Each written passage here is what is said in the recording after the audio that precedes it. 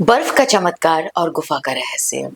सोचिए एक ऐसा मंदिर जहां भगवान शिव की आराधना और आस्था का प्रतीक शिवलिंग किसी पत्थर अथवा धातु से नहीं बनता, बल्कि उस असीम ऊंचाई पर स्वाभाविक रूप से बनी गुफा में बूंद बूंद पानी टपक कर खुद ब खुद शिवलिंग का आकार ले लेता है। और ऐसा एक दो बार नहीं, बल्कि साल दर साल नियमित रूप से एक निश्चित कालक्रम में ये बूंदे एक स्वयंभू शिवलिंग का आकार ले लेती हैं। वो शिवलिंग जिसे हर सनातनी बाबा अमरनाथ के नाम से जानता है। और यही अमरनाथ यात्रा हर शिव भक्त का सपना भी होती है कि जीवन में कम से कम एक बार वो स्वयं इस स्वयंभू शिवलिंग के दर्शन कर सके।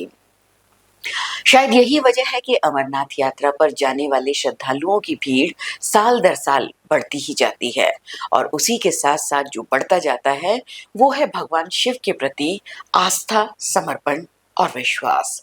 आप देख रहे हैं द ब्लूप्रिंट मीडिया, और आज की इस डॉक्यूमेंट्री में हम आपको सिर्फ बाबा बर्फानी यानी अमरनाथ की यात्रा से जुड़ी जरूरी जानकारियां ही नहीं देने जा रहे हैं, बल्कि कई ऐसी बातें और रहस्य भी आपसे साझा करने वाले हैं जो शायद आप पहले से न जानते हों।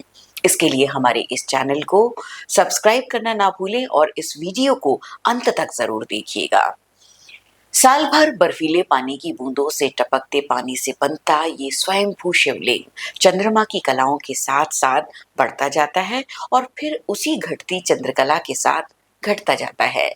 ये प्रकृति का वो चमत्कार है जिसे विज्ञान तो समझाने की कोशिश करता है, लेकिन ये कोशिश अभी तक जारी है। लेकिन श्रद्धालुओं और आस्थावानों के लिए ये प्रश्न केवल श्रद्धा का है, आस्था का है। और सच कहें तो श्रद्धा और आस्था पर कभी कोई सवाल न उठता है न उठाया जाता है। फिर भी ये जानने की आतुरता तो होती ही है कि ये चमत्कार है क्या। चलिए आज इसी बारे में विस्तार से जानते हैं। यह है अमरनाथ की पवित्र गुफा, जो दक्षिण कश्मीर के हिमालय की गोद में बसा वो पवित्र स्थान है जो समुद्र तल से लगभग 3,888 मीटर की ऊंचाई पर स्थित है।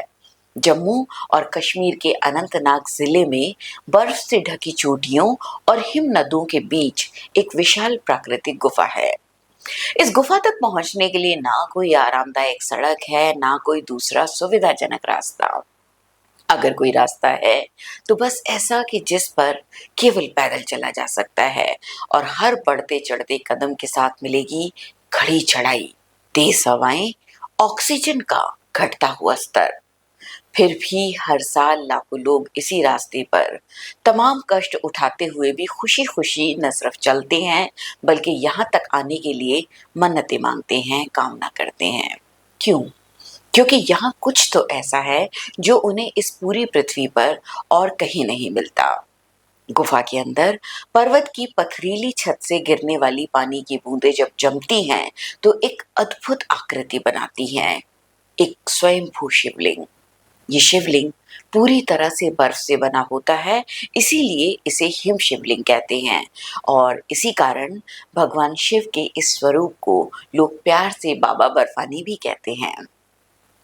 इन सब के अलावा इस हिम शिवलिंग की सबसे अनोखी बात यह है कि ये स्थिर नहीं रहता।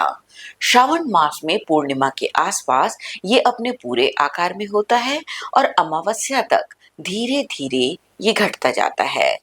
वैज्ञानिक इसे चंद्रमा के गुरुत्वाकर्षण और गुफा में नमी के बदलाव से जोड़ते हैं, लेकिन श्रद्धालुओं के लिए ये शिव और चंद्रमा के उस अटूट संबंध का जीवंत प्रमाण है जो हजारों सालों पुराने पुराणों में वर्णित है। साथ ही सवाल ये भी उठता है कि अगर ये सिर्फ कुछ बर्फीली बूंदों से बनी एक आकृति भर ही है, तो क्या ये भी जरूरी है कि हर बार एक ही जैसी आकृति शिवलिंग के आकार की ही बने? कोई और आकृति भी तो बन सकती है, गोल या आयताकार। लेकिन नहीं, बरसों बरस से इस जगह जो बर्फीली आकृति बन रही है उसमें हर श्रद्धावान अपने बाबा बर्फानी के ही दर्शन कर लेता है। ये केवल एक हिम शिवलिंग की बात नहीं है। इस गुफा में एक नहीं बल्कि तीन तीन हिम आकृतियां बनती हैं। उसमें सबसे बड़ी आकृति भगवान शिव की मानी जाती है। उससे आकार में कुछ छोटी आकृति माँ पार्वती की मानी जाती है और एक अन्य आकृति उनके पुत्र गणेश की। तीनों एक साथ एक ही गुफा में, पूरी तरह प्रकृति द्वारा निर्मित, बिना किसी मानवीय हस्तक्षेप के। ये संयोग है या कुछ और, इसका उत्तर शायद किसी के पास नहीं है। जो है वो केवल आस्था है। अब बात करते हैं उस रहस्य की जो इस गुफा को और भी अलौकिक बनाता है। श्रद्धालुओं द्वारा पीढ़ियों से एक बात निरंतर कही जाती रही है और हजारों लोगों का ये स्वयं का अनुभव भी है कि अमरनाथ गुफा के भीतर या उसके आसपास सफेद कपोत यानी कबूतरों का एक जोड़ा अक्सर दिखाई देता है। हजारों श्रद्धालु इस अनुभव की गवाही देते हैं। लेकिन सोचने वाली बात यह है कि 3888 मीटर की ऊंचाई पर, जहां ऑक्सीजन इतनी विरल है कि साधारण इंसान तक को सांस लेने में कठिनाई होती है, वहां ये कबूतर कैसे आ जाते हैं? इन कबूतरों के बारे में जो पौराणिक कथा है, वो इस पूरी यात्रा के मूल से जुड़ी है और उस कथा को जाना जाता है अमर कथा के नाम से। पौराणिक मान्यता के अनुसार भगवान शिव ने मां पार्वती को इसी गुफा में वो दिव्य रहस्य बताया था जिसे सुनने के बाद कोई भी प्राणी मृत्यु को प्राप्त नहीं होता, यानी अमरत्व का रहस्य। ऐसा विश्वास है कि उस कथा को जिन दो जीवों ने सुन लिया था, वे यही कपूत है और इतनी सदियों से इनके यहाँ निरंतर बने रहने के पीछे अमरता का यही रहस्य है। यही कारण है कि इस गुफा में जिन श्रद्धालुओं को भी कबूतरों का ये जोड़ा दिख जाता है, वो अपने आप को परम सौभाग्यशाली मानता है और इन दिव्य श्वेत कपोत के जोड़े को साक्षात भगवान शिव और मां पार्वती की कृपा का प्रतीक मानते हैं। लेकिन ये अमर कथा बस इतनी ही नहीं है। अभी तो बहुत कुछ छूटा है, बहुत कुछ बचा है कि ये यात्रा कब से और कैसे शुरू हुई। भगवान शिव ने मां पार्वती को ये रहस्य बताने के लिए हिमालय की इस गुफा को ही क्यों चुना, और उस यात्रा में भगवान शिव ने रास्ते में क्या क्या छोड़ा और क्यों? चलिए अब जानते हैं उन छिपे रहस्यों के बारे में जो छिपे हैं आस्था की गहराई में। अमर कथा और वो रहस्य जो कम लोग ही जानते हैं। भगवान शिव और मां पार्वती का संबंध केवल देव दंपत्ति का संबंध भर नहीं है, ये जिज्ञासा और ज्ञान का भी संबंध है। कहते हैं कि मां पार्वती बहुत समय से एक प्रश्न अपने मन में लिए बैठी थीं। वो प्रश्न था कि हे प्रभु, आप तो अमर है, मृत्युंजय हैं, लेकिन मुझे भी तो वो रहस्य बताइए जिसके कारण आप काल से परे हैं। शिव ने बहुत समय तक इस प्रश्न को टाला क्योंकि ये रहस्य ऐसा था जिसे यदि मां पार्वती के अलावा भूल से भी कोई और सुन ले तो वो भी अमर हो जाए, और यदि ऐसा हुआ तो सृष्टि में सब अमर हो जाए और सृष्टि का संतुलन ही बिगड़ जाएगा। लेकिन मां पार्वती की जिज्ञासा और उनकी साधना के सामने अंततः शिव को झुकना ही पड़ा। उन्होंने निर्णय किया कि वे पार्वती माँ को ये रहस्य ऐसी जगह बताएंगे जहाँ कोई तीसरा प्राणी ना हो, न मनुष्य, न पशु, न पक्षी और न ही कीट।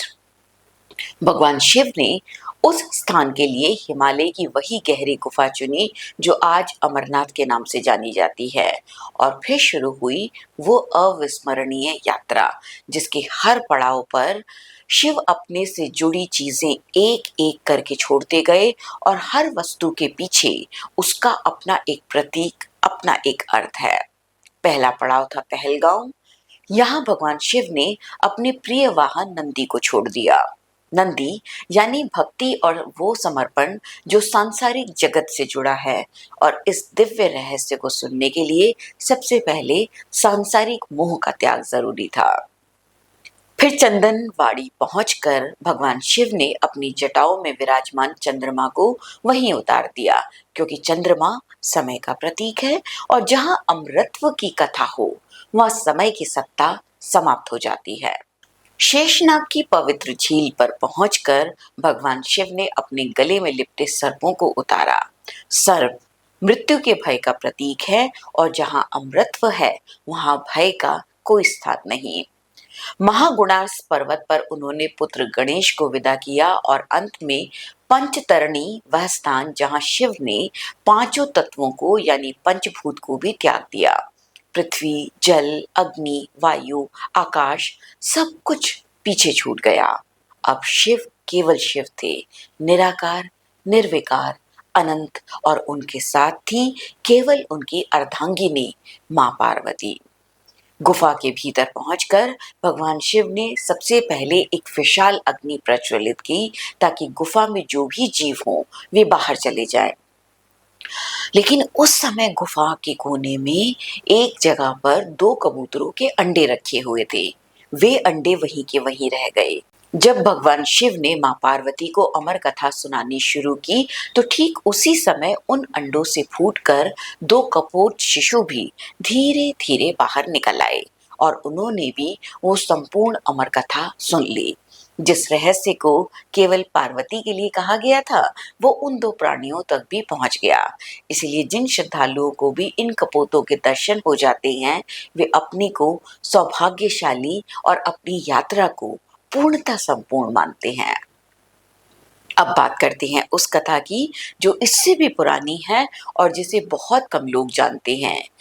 एक मान्यता ये भी है कि महर्षि भृगु ने सबसे पहले इस गुफा और इस हिम शिवलिंग को पहचाना था। उन्होंने ही इस स्थान की दिव्यता को जन सामान्य के सामने प्रकट किया। भृगु मुनि का उल्लेख भृगु संहिता में मिलता है जिसे 6ठी शताब्दी से भी पुराना माना जाता है। ये केवल पौराणिक कथाओं तक सीमित नहीं है, इतिहास भी इसकी गवाही देता है। 6ठी से 8वीं शताब्दी के बीच लिखे गए नीलमत पुराण में अमरनाथ गुफा का स्पष्ट उल्लेख है। 12वीं शताब्दी में कश्मीर के महान इतिहासकार कलहण ने अपनी प्रसिद्ध रचना राजतरंगिणी में लिखा कि कश्मीर के राजा इस गुफा में दर्शन के लिए जाते थे। मुगल काल में अबुल फजल ने आईने अकबरी में भी इस पवित्र स्थान का वर्णन किया है और 1842 में अंग्रेज यात्री जी.टी. विग्ने जब यहाँ पहुंचे तो उन्होंने पाया कि पूरे भारत से हिंदू तीर्थयात्री यहाँ आ रहे हैं।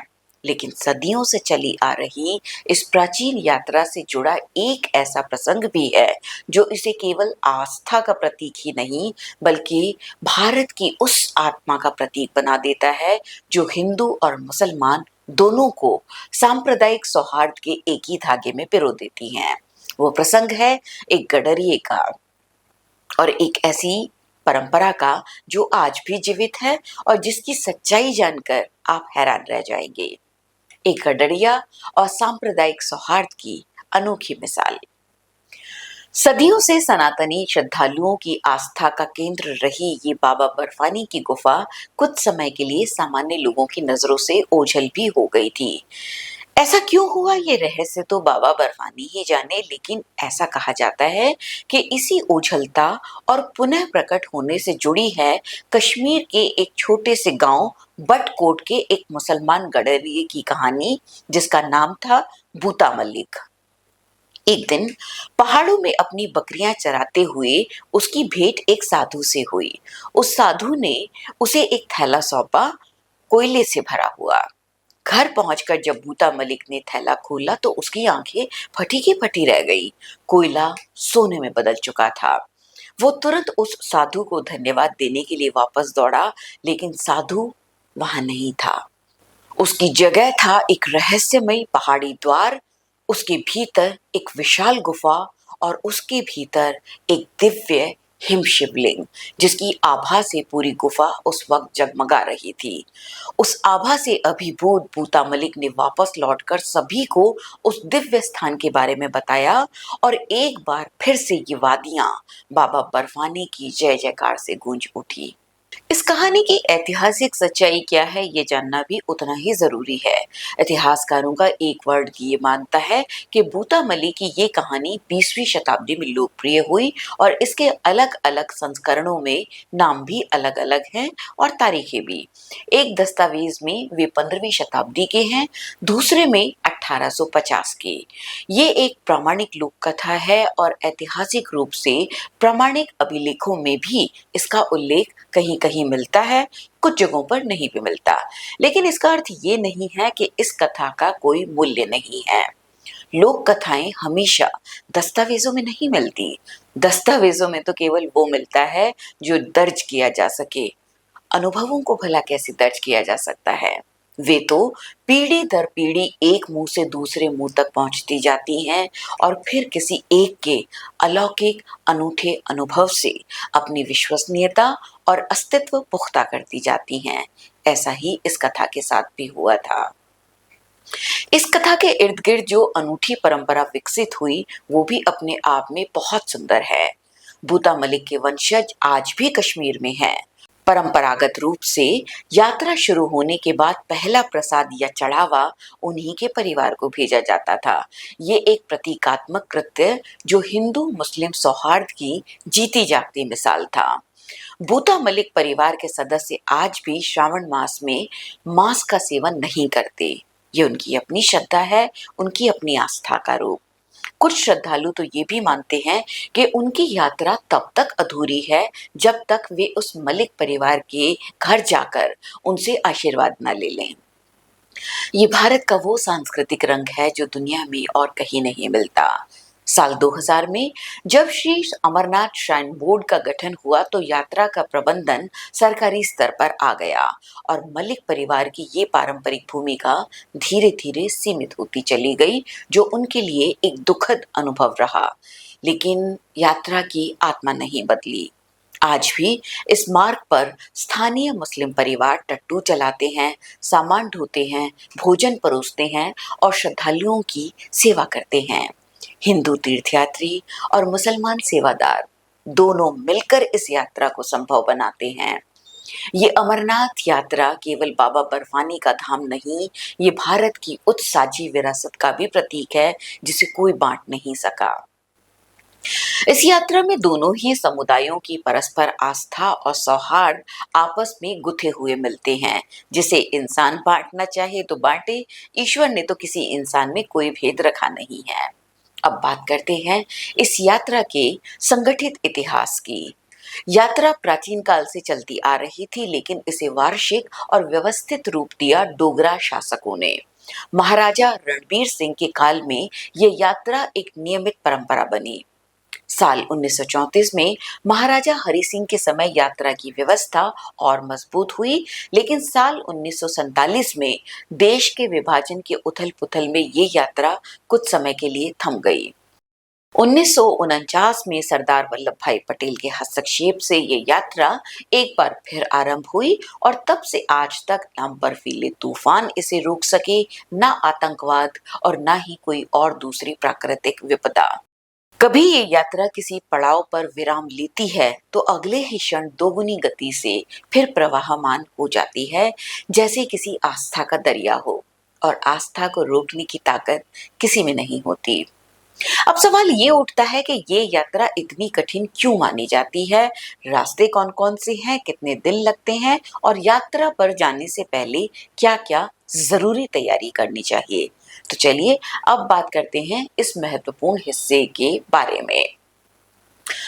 सबसे कठिन चढ़ाई, 2 रास्ते 1 मंजिल। अमरनाथ यात्रा को जो बात बाकी यात्राओं से अलग बनाती है वो है इसकी अत्यधिक कठिन चढ़ाई। ये यात्रा शरीर की नहीं, आत्मा की परीक्षा है।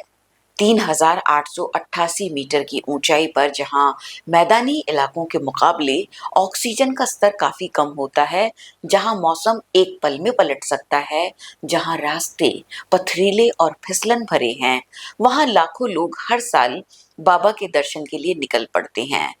अमरनाथ गुफा तक पहुंचने के लिए 2 आधिकारिक मार्ग हैं, पहलगांव मार्ग और बालटाल मार्ग। पहलगांव मार्ग वो पारंपरिक रास्ता है जिस पर सदियों से यात्री चलते आए हैं। पहलगांव से यात्रा की शुरुआत होती है, जो जम्मू कश्मीर का एक खूबसूरत पर्यटन स्थल भी है। यहाँ से पहला पड़ाव है चंदनवाड़ी, जो पहलगांव से लगभग 16 किलोमीटर दूर है और यहीं से चंदनवाड़ी ट्रैक भी आरंभ होता है। पिस्सू घाटी की खड़ी चढ़ाई पार करते हुए अगला पड़ाव है शेषनाग, जो लगभग 13 किलोमीटर और आगे है। शेषनाग की नीली झील देखकर थकान एक पल के लिए जैसे गायब हो जाती है। फिर महागुणा स्टॉप, जो इस पूरे मार्ग का सबसे ऊंचा बिंदु है। इसके बाद पंचतरणी आती है, जहां 5 नदियां मिलती हैं और जहां रात्रि विश्राम होता है। पंचतरणी से गुफा तक लगभग 6 किलोमीटर की चढ़ाई और बाकी रहती है। पूरे पहलगांव मार्ग की एक तरफा दूरी लगभग 36 से 48 किलोमीटर के बीच मानी जाती है और इसे पूरा करने में आमतौर पर 3 से 5 दिन लगते हैं। ये मार्ग अपेक्षाकृत सौम्य है, घाटियां सुंदर हैं और यहाँ टट्टू तथा पालकी की सुविधा भी उपलब्ध है। इसलिए बुजुर्ग, महिलाएं और पहली बार जाने वाले श्रद्धालु प्रायः इसी मार्ग को चुनते हैं। दूसरा मार्ग है बालटाल मार्ग, जो सोनमर्ग के पास बालटाल बेस कैंप से शुरू होता है। ये मार्ग लंबाई में बहुत छोटा है, केवल लगभग 14 से 16 किलोमीटर एक तरफा, और जो यात्री शारीरिक रूप से बिल्कुल फिट हैं, वे इस यात्रा को 1 से 2 दिन में पूरा कर सकते हैं। लेकिन इस छोटे वन का मूल्य चुकाना पड़ता है कठिनाई के रूप में। ये रास्ता बेहद खड़ा है, सकरा है और यहाँ टट्टू वगैरह की सुविधा उपलब्ध नहीं है। बुजुर्गों और हार्ट पेशेंट या सांस की बीमारी से ग्रस्त यात्रियों के लिए ये मार्ग न चुनने की सलाह दी जाती है। अब बात करते हैं यात्रा के मौसम की। अमरनाथ यात्रा श्रावण मास में होती है, हिंदू पंचांग का वो मास जो भगवान शिव को समर्पित है। अंग्रेजी कैलेंडर के अनुसार ये आमतौर पर जुलाई से अगस्त के बीच होती है। यात्रा परंपरागत रूप से श्रावण शुक्ल षष्ठी के आसपास आरंभ होती है और श्रावण पूर्णिमा यानी रक्षाबंधन के दिन समाप्त होती है। लेकिन यात्रा पर निकलने से पहले तैयारी उतनी ही जरूरी है जितना भक्तिभाव। श्री अमरनाथ श्राइन बोर्ड यानी SASB ने यात्रा के लिए कुछ अनिवार्य नियम बनाए हैं। सबसे पहला नियम, पंजीकरण अनिवार्य है। बिना यात्रा परमिट के कोई भी गुफा की ओर नहीं जा सकता। पंजीकरण SASB की आधिकारिक वेबसाइट पर ऑनलाइन उपलब्ध होता है या फिर देश भर में अधिकृत बैंक शाखाओं के माध्यम से। दूसरा अनिवार्य दस्तावेज है फिटनेस सर्टिफिकेट, जो कंपलसरी है और जिसे SASB द्वारा अधिकृत डॉक्टर द्वारा ही जारी कराना होता है। 13 साल से कम और 70 साल से अधिक आयु के व्यक्तियों को यात्रा की अनुमति नहीं है। 6 सप्ताह से अधिक गर्भवती महिलाओं को भी यात्रा की अनुमति नहीं दी जाती। प्रत्येक यात्री के लिए RFID कार्ड भी अनिवार्य है, जो रास्ते में हर चेक पोस्ट पर स्कैन होता है। ये सुरक्षा और ट्रैकिंग दोनों के लिए है।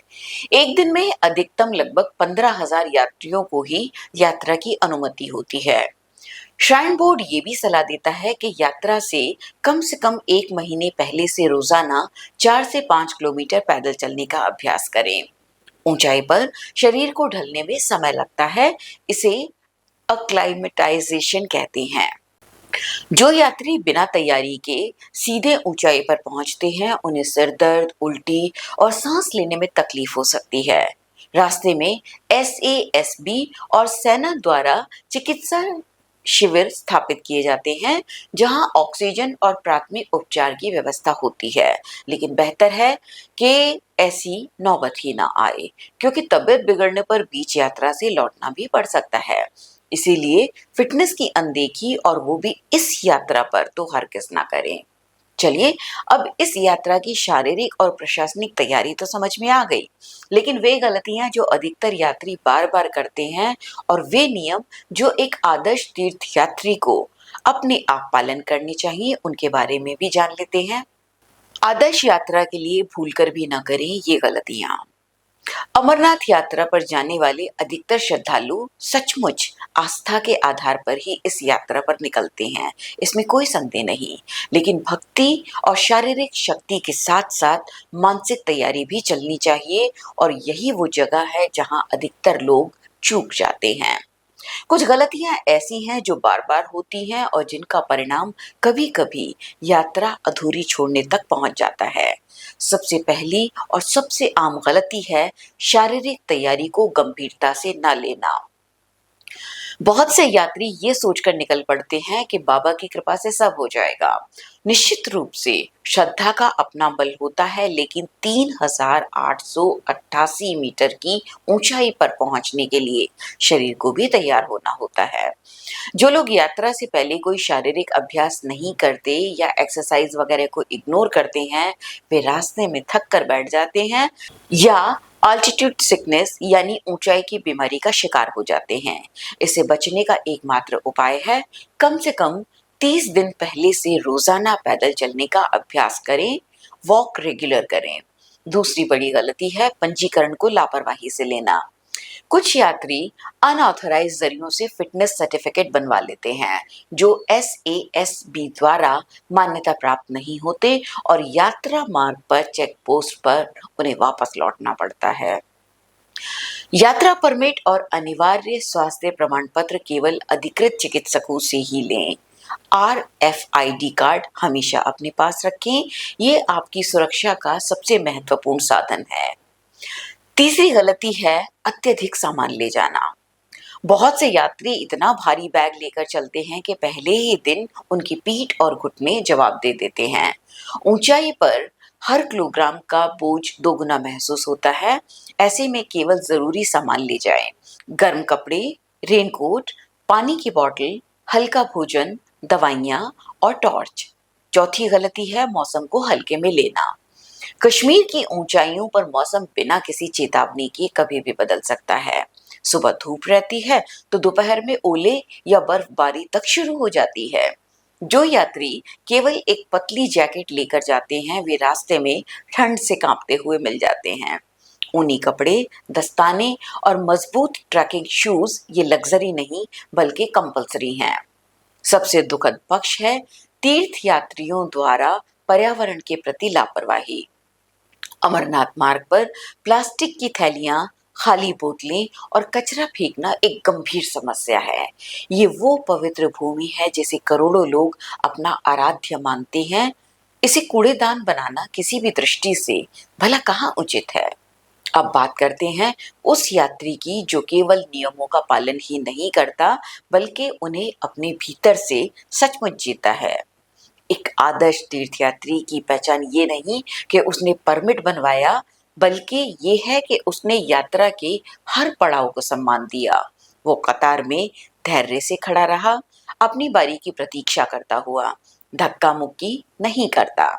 दर्शन के लिए जल्दबाजी में अन्य श्रद्धालुओं को असुविधा नहीं पहुंचाता, रास्ते में थके हुए साथी यात्री को सहारे का हाथ देता है, कमजोर होने का उलाहना नहीं। स्थानीय निवासियों के साथ आदर और कृतज्ञता से पेश आता है क्योंकि वे ही इस यात्रा को संभव बनाते हैं। वो ऊंची आवाज में संगीत बजाता हुआ नहीं चलता क्योंकि पहाड़ों की अपनी एक भाषा होती है, मौन की भाषा। और वो दान तो करता है लेकिन केवल अधिकृत स्थानों पर, और वो भी दिखावे की तरह नहीं बल्कि श्रद्धा की तरह। अंत में बात करते हैं उस क्षण की जो इस पूरी यात्रा का सबसे पवित्र समापन है।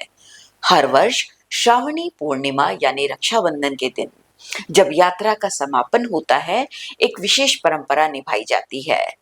श्रीनगर के दशनामी अखाड़े से भगवान शिव की पवित्र छड़ी मुबारक की शोभा यात्रा निकलती है।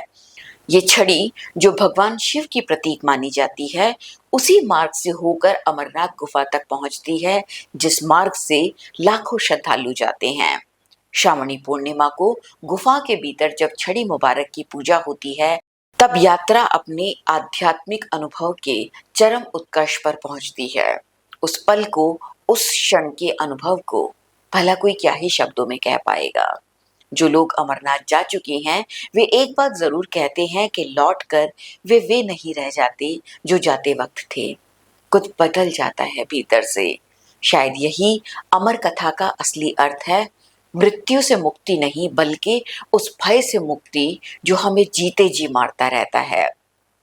बाबा बर्फानी का वो हिम शिवलिंग शायद यही संदेश देता है कि इस सृष्टि में कुछ चीजें मनुष्य की समझ से परे हैं और कुछ भी सदा के लिए नहीं है। और उसी विनम्रता के साथ जब कोई उस गुफा के सामने झुकता है तो शायद सच्ची यात्रा की शुरुआत भी वहीं से होती है। फिलहाल द ब्लूप्रिंट मीडिया की ये डॉक्यूमेंट्री यहीं तक थी। मिलते हैं अगले वीडियो में एक नई आस्था भरे सफर के साथ। उसके लिए हमारे चैनल को सब्सक्राइब करना ना भूलें और अगर आपके अपनों में भी कोई शिव भक्त है तो ये वीडियो उन सभी से शेयर करना ना भूलिएगा। जय बाबा बर्फानी।